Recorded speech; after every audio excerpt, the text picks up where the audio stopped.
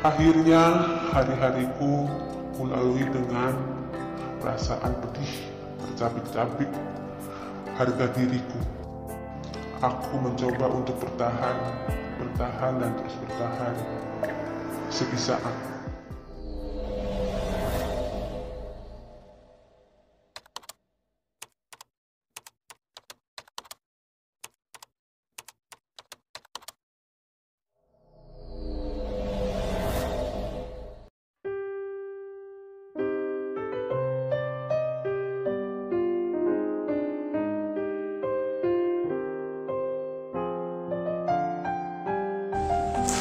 Setelah sekian tahun kami berumah tangga, kami pun dikaruniai 4 orang anak, dan aku pun masih tetap mempertahankan rumah tangga kami, mengingat hubungan kekeluargaan kami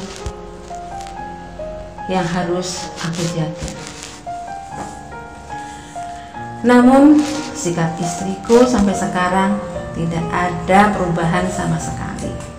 Apalagi sejak dia menjalankan usahanya sendiri, mencari nafkah sendiri, tidak pernah dia berkata lembut kepadaku selayaknya seorang istri kepada suaminya.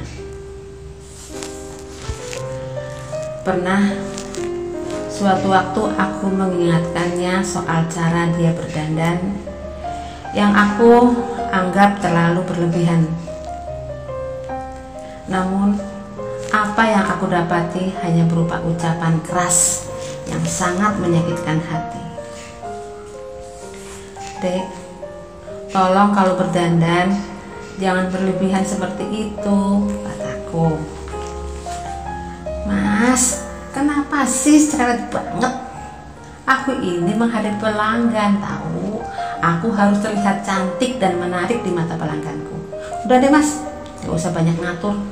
Mas kurang banyak bergaul sih, jawab istriku. Bukan begitu, dandananmu kurang pantas dilihat, kataku lagi dengan lembut. Udahlah mas, diam aja. Tuh, kalau mau sarapan udah aku siapin. Itu pun kalau mau mas makan. Kalau enggak juga enggak apa-apa, masih bodoh amat. Aku berangkat dulu mas, jawab istriku dengan ketus dan pergi meninggalkan aku. Aku pun hanya diam membisu melihat kepergiannya. Seperti biasanya, aku pun berangkat kerja. Walau kepalaku terasa sakit, terasa berat sekali. Sesampainya di tempat kerja aku, rasa sakit di kepalaku itu semakin berat, semakin hebat saja. Dan aku pun terjatuh, tak sadarkan diri lagi. Setelah tersadar, aku sudah terbaring di rumah sakit.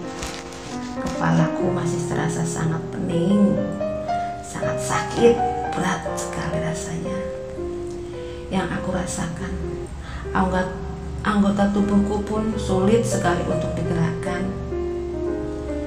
Untuk berbicara pun aku tak mampu.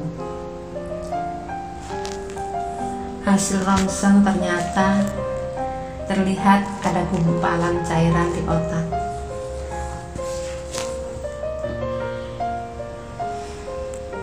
Sekembali dari rumah sakit, aku pun rutin menjalankan terapi untuk memulihkan gerakan motoriku. Hari-hariku lebih banyak duduk di kursi roda. Kebutuhanku lebih banyak dilayani oleh anakku. Sedangkan istriku sibuk dengan pekerjaannya. Pulang pun kadang sampai dengan alasan sedang menagih tunggakan pelanggan yang belum membayar tagihan yang sudah jatuh tempo. Setelah sekian bulan terapi, alhamdulillah kondisi pun agak membaik, walaupun belum pulih 100%. Aku sudah mulai dapat berjalan walau masih tertatih-tatih. Juga mulai dapat berbicara walau masih belum terdengar jelas apa yang aku ucapkan. Suatu ketika istriku pulang sampai larut malam dan aku pun kembali menanyakannya. "Kenapa baru pulang, Dek?" tanya aku. Namun yang ku dapat hanya jawabannya dengan nada yang sangat tinggi. "Aku capek sekali hari ini. Udah deh, gak usah banyak tanya. Tinggal duduk manis aja," jawab istriku.